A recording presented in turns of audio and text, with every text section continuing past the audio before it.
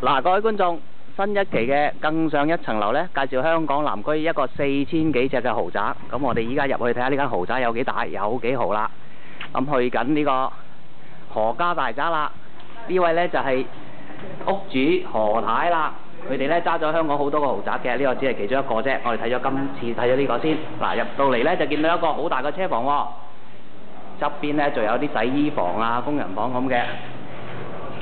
嗱，呢度呢就係個玄關位啦，客人就可以除鞋啊！你睇下呢個何太幾高興，仲有呢個何小朋友嘅。好啦，咁我哋入去個客廳睇睇先。入到嚟呢，呢一個係一個1000幾尺嘅客廳。呢個樓梯呢就上主人房幾間房嘅，陣間上去睇睇。嗱，呢個何家小朋友呢好活潑㗎喎。呢個呢就係一個會客房，未到客廳之前呢，我哋入去睇睇。唔該晒。都幾大嘅喎，呢個約莫200尺到啦。好啦，呢個示範單位呢嚟到呢個客飯廳環境，約莫1000尺到啦。咁呢，呢個就係主人呢個豪宅個主人啊何生啦，同埋佢個朋友啊李生。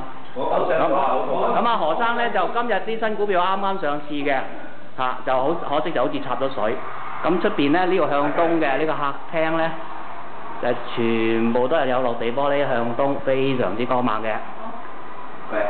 咁呢，出邊有個泳池，我陣間出去睇下嚇。睇完個呢個就係個客廳嘅另外一邊。呢個何太係走嚟上鏡啦。咁我哋睇下個飯廳先。飯廳呢，足夠擺一張8人嘅餐台，仲好闊落喎。呢邊仲有空位嘅。咁啊，去跟手叫一個 open kitchen 啦。呢個開放式廚房都好大嘅喎，夠晒你煮10幾人嘅飯嘅喎。咦咁慘嘅？呢個何家豪宅雞蛋喺度，真係慘啊！梗係唔夠錢供樓啊！呢班友。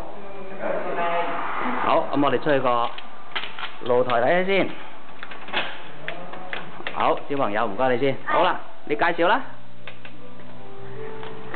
好啦，哇！呢個好大嘅地方野餐喎。哇！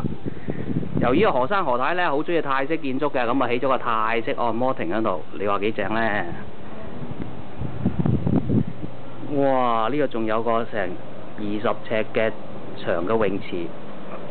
由於向東呢，呢度好光猛，你睇下，呢個園景都整得好靚喎。除咗呢樣呢，我哋睇下佢園林之外呢，出邊呢，仲有一個好靚嘅環境嘅喎，有條小河啦，出邊一笪草地呢，周圍都係呢類嘅別墅。哇！你話係咪好靚呢？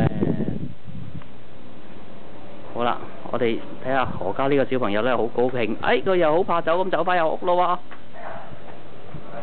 好啦，你睇下呢，上面呢，原來呢戶戶有露台喎，我哋等間再上去睇下啲主人房同埋客房係點樣啦。好，係咁先。